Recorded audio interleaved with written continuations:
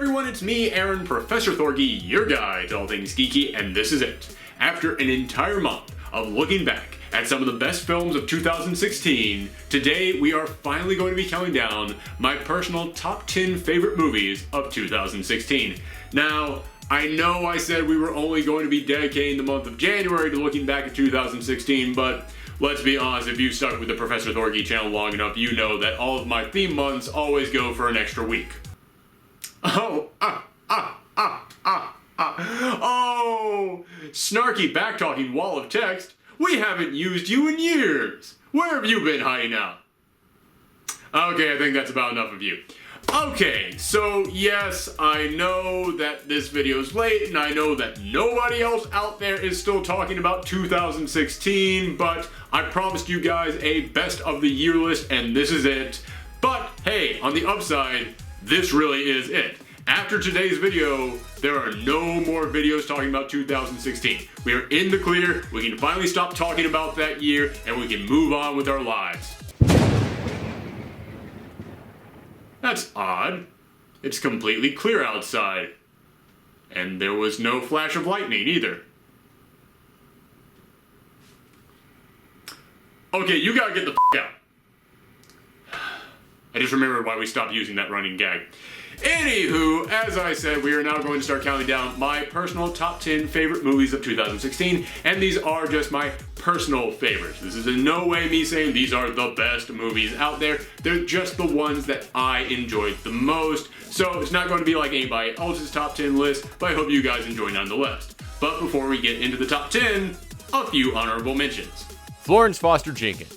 This movie is a celebration of the arts, of passion, of love for the arts. It's about never stopping pursuing your dreams or encouraging others to pursue theirs, even if you have no talent.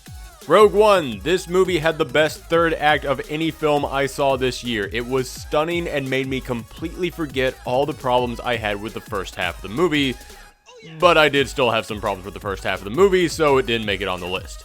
Deadpool. Hey, I know my audience, you guys know why this movie is good, I don't need to explain it to you, and I thought this movie was great and it was wonderful to see an accurate depiction of this character, but I'll be honest with you, I think it fell apart a tad at the end. If it had stuck the landing, it totally would have been on this list, but instead it's just an honorable mention. Moana and Kubo and the Two Strings. I'm putting these two titles together because they kind of had the exact same appeal to me. Both were beautiful films about two young heroes out on a journey to meet mythical beings and retrieve items that will help them defeat a great evil. Just one of them was more serious and heavy, while the other one was light and upbeat. These two almost made it onto the list, but there were just too many good films this year. Alright, now getting into number 10. Sing Street. Imagine if John Hughes in the 80s snuck off to Ireland and made a hidden gem of a film that he then shoved into a time capsule, and we waited 30 years before we finally opened it up. It's the story of a kid forming a band with a bunch of other misfits from his school, but it's also a film about growing up, trying to keep your life together, and all leads up to an ending that I've heard many people call unrealistic, but I honestly found it to be kind of beautiful.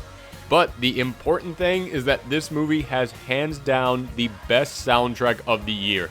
I can't think of the last time I saw a movie and then immediately download the soundtrack, and considering it's almost all original songs, that's a huge compliment. Number 9, The Jungle Book. I'll be honest with you, I really don't care one way or another about these live-action Disney remakes, but this one took the story of The Jungle Book in a darker, more serious direction, and honestly, it worked. I loved these new interpretations of these characters. The villains like Kaa and Shere Khan and Louie were terrifying, and the animation and the effects were so great that it actually made me okay with the idea of a new Lion King film. Number 8, Hell or High Water. Holy cow, this isn't going to be like anything else on this list, so to all you Western fans out there, soak it in now. This is a modern day cowboy film about a pair of bank robbers trying to raise money to buy back their land, while a Texas Ranger hunts them down as he tries to prolong the days till his retirement. This movie gets on the list not just because it's a tense crime thriller, not just because it has really witty dialogue, but because this film has some of the best characters of the year. Everyone is flawed, but you still find yourself rooting for them, despite the fact that you know there's no way everyone can win. You know these two sides are going to face off with each other, and you really don't know who you want to win.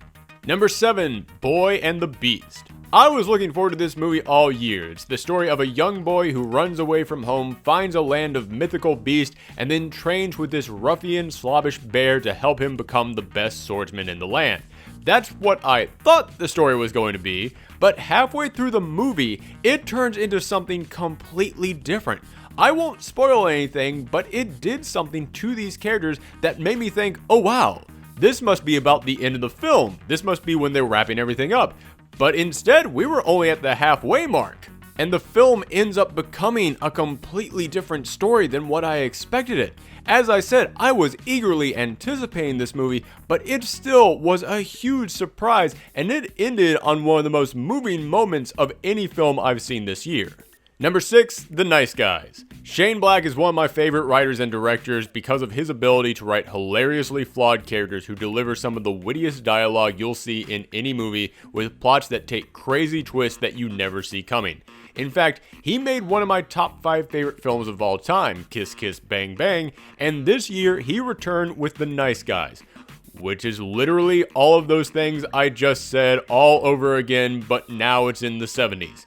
In fact, if I had any complaint about this film, it's simply that, yeah, this is almost literally just Kiss Kiss Bang Bang in the 70s. It hits tons of the exact same beats, but, well, hey, as I said, Kiss Kiss Bang Bang is one of my favorite films of all time, so I'm oddly okay with just seeing the exact same film all over again. Number 5, The Witch. The Witch gave me a horror movie experience unlike anything I had seen. It was a simpler, quieter type of horror film. One that didn't rely on jump scares, but instead on actually raising the tension, and boy did it ever raise that tension. This film focused on a family that hundreds of years ago were banished from town, and they built a new home for themselves out in the woods, only to find that they have now moved into the territory of a witch, and slowly she starts to pick this family apart, stealing their children, spoiling their crops, infecting them with diseases, and making them go mad. This film creates that feeling of no hope, no escape, exactly what a good horror film should, while at the same time transporting me away to another time, letting me see how frightening something as simple as dying crops really could be. Number 4, Captain America: Civil War. You guys actually voted this movie to be your favorite film of 2016, so there's no real reason why I have to sit here and ramble off all the many reasons why this film is great. You already know it. But I'm still going to do it anyways.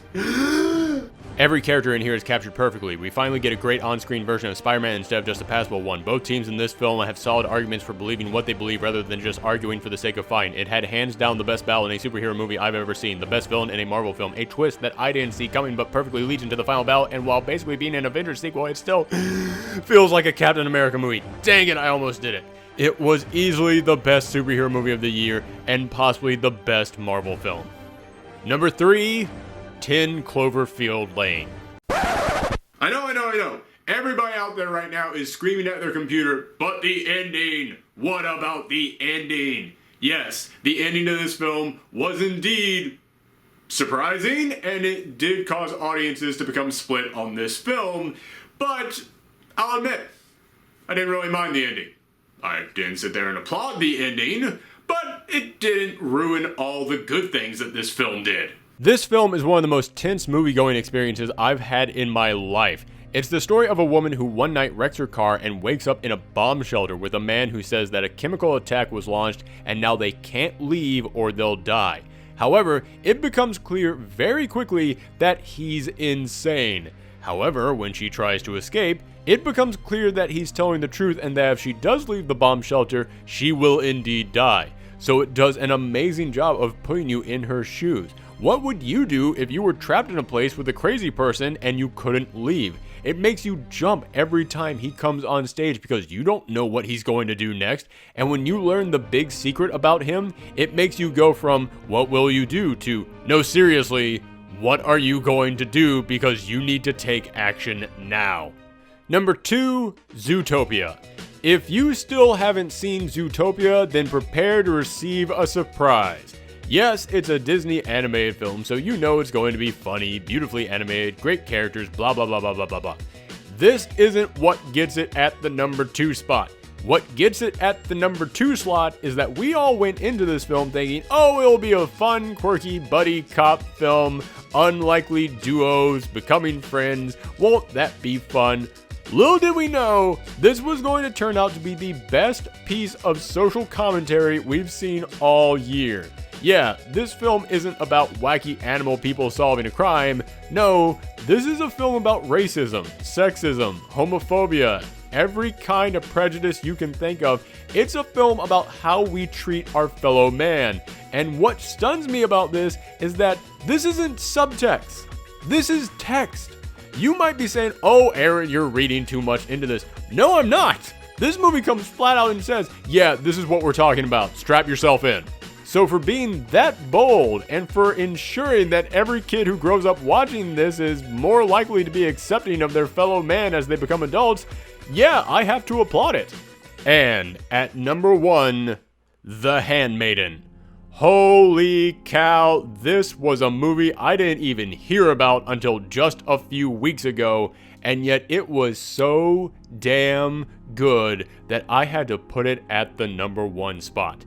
This movie is kinda complex with a plot that involves back and forths that change on a dime, so stick with me here, folks, because this is about to get nuts. It's a movie about a wealthy, crazy book lover who's going to marry his niece. However, he has to sell off copies of his books, but he can't bear to part with them, so he hires a forger to create fakes. But the forger decides that he wants to marry the niece so that he can get her fortune, and then immediately afterwards have her committed to an asylum. So he hires a local con woman to be her handmaiden to try and convince her to fall in love with the forger. Problem is, after the handmaiden starts working for the heiress, she falls in love with her too. Oh yeah, this has a year's worth of plot twists from soap operas all rolled into 2.5 hours, full of crazy twists and turns I never saw coming. There came a moment where this movie went from good to great, then great to amazing, then amazing to whatever is above that, and every time it did that, my jaw dropped. There is a twist in this film that is so surprising that when it happened, I actually woke up my wife in the next room because I couldn't help but scream out, "What the f-?" And this is the best constructed story I've seen all year. Halfway through this film, you think you know what's going on. Then it stops the film, goes back to the beginning, and retells you everything from a different character's point of view, which changes everything that you thought you knew up until that point. And this movie is written and directed by Park Chan-wook, the guy who directed Oldboy, so you know this film is going to be shocking. There's violence, sex, drugs, there's even torture, but none of it feels fake. None of it feels shoved in there for surprise. It all feels appropriate to tell this incredibly tense story. This film was the dark horse candidate on this list. It came out of nowhere and it just took me by storm, and I am so glad that it did. I was a fan of Park Chan-wook, but now I can't wait to see his next film. Okay, that is it. That is finally it. We are finally done looking back at 2016. We can put that year to rest and move ahead and look forward to 2017. Although, I can't help it. I still feel like I'm forgetting something. Let's see. We did Best Comics of 2016. We did Best Games of 2016. And I just finished the Best Movies of 2016.